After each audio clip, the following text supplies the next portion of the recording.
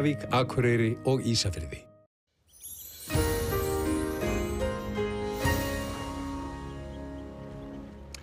Komið í sæl. Í dag hefur verið kaldur og bjartur dagur hérna á sunnan- og vestanverðurlandinu en einhver élligangur á norður- og austurlandi. Þróunin síðan til morguns, ef við horfum á stóra korti hérna, það er þessi lægðagangur sem fer inn á Norðursjó. Lægð við Nýfundaland sem situr föst þar, enda hæðin yfir Grænlandi og hryggur hennar hérna sem liggur til suðausturs blokkerar ferð hennar áfram hérna norður eftir. Á hitasviðinu þá liggjum við inn í þessum kalda streng, norðan streng hérna, þannig að það býtur ansi vel frostið og það gerist óskup lítið. Við sjáum að hæðin er aðeins farin að síga á stað hérna suður eftir og það er svona aðkynning af því sem kemur þegar líður á vikuna.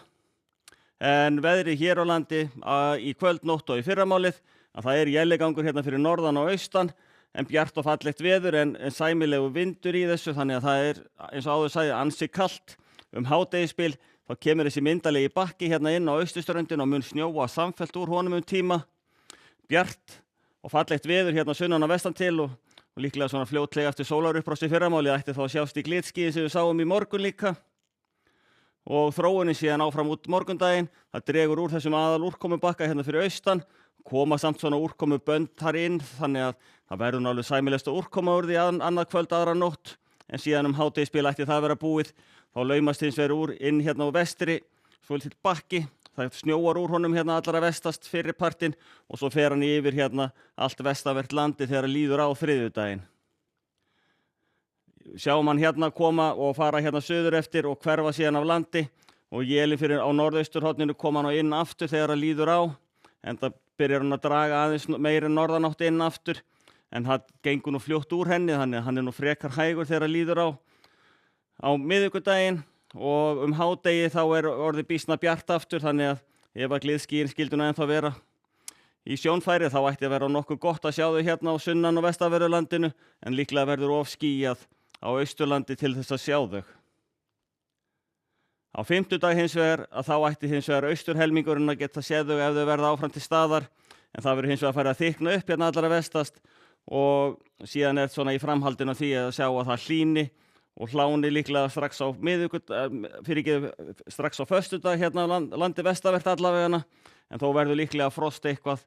fram á líklega laugardag á austurhelmingnum. Í Evrópu, þessi myndarlega lægð sem stoppaði hérna á Norðursjó og hún svona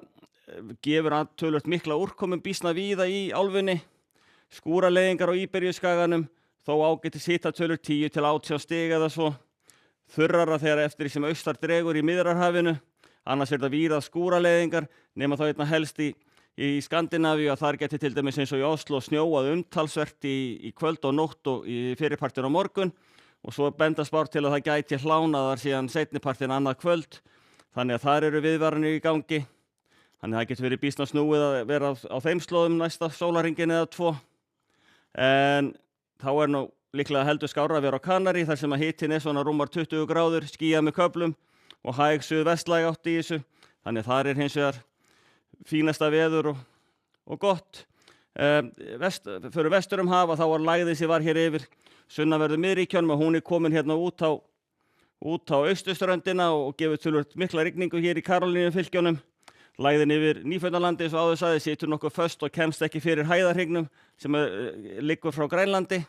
Hins vegar er orðið sólríkt hérna með austan klettafjallana og fallegt veður, en hins vegar dálítið kalt þar sem að norðan áttin lekur hérna niður eftir miðríkjunum